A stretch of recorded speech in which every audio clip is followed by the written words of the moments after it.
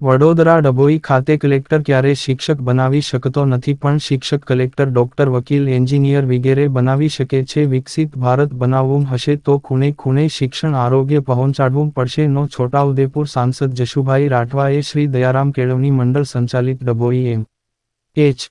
દયારામ શાળામાં કલરવ 2024 આનંદ ઉત્સવમાં જણાવ્યું હતું. શ્રી દયારામ કેળવણી મંડળ સંચાલિત ડભોઈ એમ.એચ. દયારામ પ્રાથમિક અને માધ્યમિક શાળાના બાળકો માટે કલરવ 2024 કાર્યક્રમ યોજાયો હતો જેમાં શાળાના પ્રમુખ શ્રી દીપકભાઈ ગોપાલભાઈ ગોઈવાલાએ ઉપસ્થિત મહાનુભાવોનું પુષ્પગુચ્છ આપી શાબ્દિક સ્વાગત કર્યું હતું. ત્યારબાદ દીપ પ્રાગટય કરી કાર્યક્રમની શરૂઆત કરવામાં આવી હતી જેમાં ટીમલી ડાન્સ આદિવાસી નૃત્ય ગીત સંગીત સહિત બાળકોએ 17 કૃતિઓ રજૂ કરી હતી. ઉપસ્થિત મેદની ભાવ વિભોર બની ગઈ હતી. આ પ્રસંગે સાંસદ જશુભાઈ રાઠવા, જિલ્લા પંચાયતના ઉપપ્રમુખ અશ્વિનભાઈ પટેલ, સુભાષભાઈ ભોજવાણી, પીએસઆઈ ગોહિલ, શિક્ષકો, વાલીઓ અને વિદ્યાર્થીઓ મોટી સંખ્યામાં પહોંચી રહ્યા હતા. વગેરે મહાનુભાવો તેમજ મોટી સંખ્યામાં વાલીઓ, ટ્રસ્ટી મંડળ સહિતના લોકોએ કલરવ આનંદ ઉત્સવ કાર્યક્રમની મજા માણી હતી. શાળાના આચાર્ય સુનિલભાઈ ડી રાઠવાએ આભાર વિધિ સંપન્ન કરી હતી. Reporter Ravi Tarbada, Vadodara. Okay sir.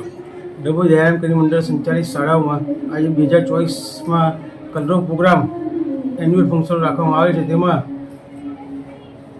છોટાઉદેપુરના સંસદ સભ્ય શ્રી જશુભાઈ રાઠવા સાહેબ, ડભોઈના ધારાસભ્ય શ્રી શૈલેષભાઈ મહેતા સાહેબ, ડભોઈ નગરપાલિકાના પ્રમુખ બીએનબી શાહ, ડૉક્ટર વિજય બ્રહ્મટ સાહેબ, અશ્વિન વકીલ સાહેબ તથા મારા આમંત્રિત મહેમાનશ્રીઓનું મેં હૃદયપૂર્વક આભાર માનું છું.